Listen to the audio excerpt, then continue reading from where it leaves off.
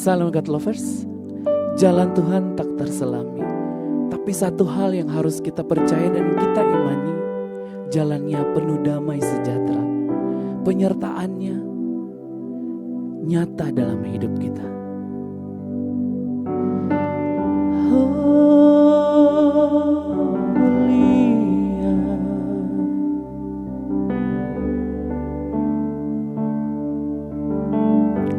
Jalanmu tak terselami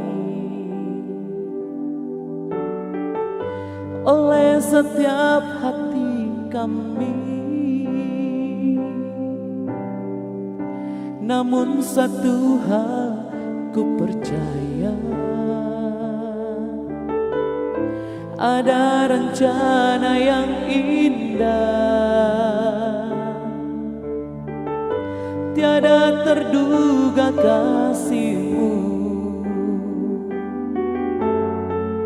Heran dan besar bagiku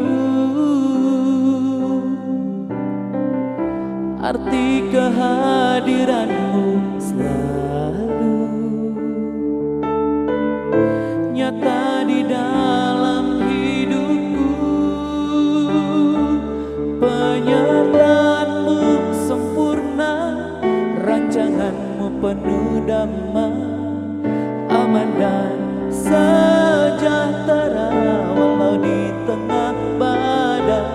Ingin ku selalu bersama, rasakan keindahan arti kehadiran-Mu Tuhan.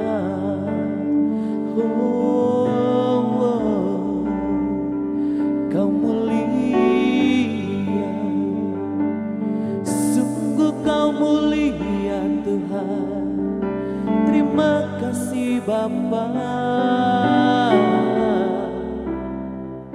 Haleluya.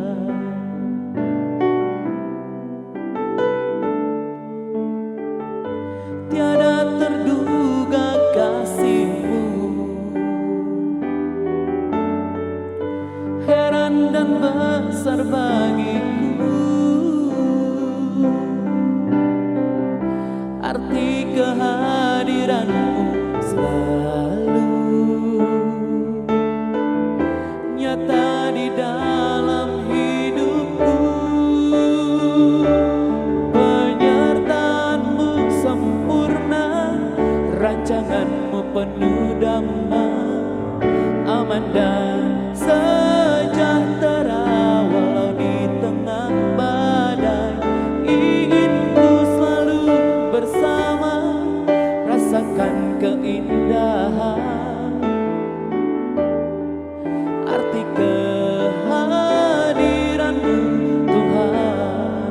Oh, penyertaan-Mu sempurna, rancangan-Mu penuh damai, aman dan sejahtera walau di tengah badai.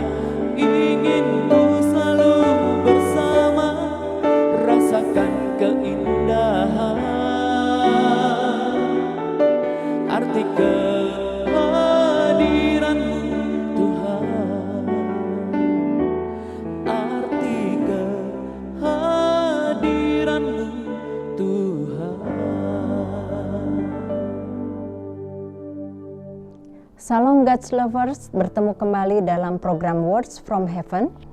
Kali ini saya akan memberikan satu renungan di mana kita peka untuk mendengar suara gembala atau shepherd voice. Itu sangat penting untuk langkah kita sebagai orang Kristen, di mana ada kepekaan kita, baik hati, pikiran, dan telinga kita. Apakah itu suara dari Tuhan ataukah dari hal lain? Pengkhotbah 12 ayat yang 10 dan yang ke-13, pengkhotbah berusaha menuliskan kata-kata kebenaran secara jujur. Akhir kata dari segala yang didengar ialah takutlah akan Allah dan berpeganglah pada perintah-perintahnya, karena ini adalah kewajiban setiap orang. Seperti itu. Saya ringkas, karena apa? Saya akan menjelaskan takut akan Tuhan dan berpegang kepada perintahnya bukanlah itu kebenaran yang sejati. Bukankah Yesus sendiri berkata, "Akulah jalan kebenaran dan hidup." Seperti itulah warna kehidupan seseorang yang sudah dipenuhi Roh Kudus, saudara. Jadi pada langkah kita, kebenaran akan mewarnai seluruh aspek kehidupan kita. Itulah warna firman Tuhan yang Dia pegang dan yang Dia berikan untuk saya dan saudara. Bagaimana untuk bisa hidup seturut dengan kebenaran yang sudah Tuhan berikan untuk kita. Tuhan Yesus sendiri mengatakan untuk hal yang terbaik. Di situ ada kebenaran, kebenaran yang hakiki. Keadilan versus kebenaran. Coba selidiki secara jujur, saudara. Apakah engkau masih hidup di padang gurun dengan nuansa keadilan atau di kebun buah-buahan dengan buahnya yaitu kebenaran? Ini memang beda tipis. Tapi disinilah letak perbedaan yang sangat mendasar antara Roh Kudus dan roh agamawi. Memang kalimatnya bagus sekali. Ini keadilan versus kebenaran yang saya tulis di sini. Kita hidup di padang gurun dengan nuansa keadilan seolah-olah adil, atau kita hidup di kebun buah-buahan dengan buahnya yaitu kebenaran. Hari ini saudara, di mana keadilan terkadang ditegakkan di pondasi yang salah. Keadilan itu tidak melihat fakta kebenaran yang nyata. Saya menjelaskan di sini mendasar antara Roh Kudus dan roh agamawi. Seperti apa? Roh agamawi akan menuntut keadilan. Mata ganti mata, nyawa ganti nyawa, sedangkan Roh Kudus akan mengajar kita untuk melepaskan pengampunan. Sekalipun orang tersebut sudah berbuat salah. Itulah perbedaannya, saudara. Yang agamawi, apapun yang sudah kita alami kesakitan, maka itu juga yang akan kita lakukan untuk orang lain. Tapi kalau Roh itu ada di dalam kehidupan kita, ada Roh Kudus di dalam kehidupan kita, seperti di kebun buah yang berbuah kebenaran. Sekalipun orang tersebut telah menyakiti kita, maka kita melepaskan satu pengampunan untuk mereka. Hal ini bukan berarti bahwa keadilan itu salah, tidak saudara. Namun seandainya saja Tuhan menggunakan standar keadilan untuk menentukan keselamatan kita, mungkinkah ada dari kita yang akan selamat? Tidak mungkin, saudara, karena begitu sulit untuk menegakkan keadilan di atas fondasi yang benar. Bersyukur karena Dia tidak menggunakan standar keadilan, tapi kasih dan kebenaran. Kasih melepaskan pengampunan dan kebenaran, mengharuskan dirinya sendiri untuk dikorbankan demi kasihnya, saudara. Memang sulit untuk saat ini, apapun yang terjadi di dalam kehidupan kita tentunya, keadilan dan kebenaran itu tidak bisa ditegakkan bersama.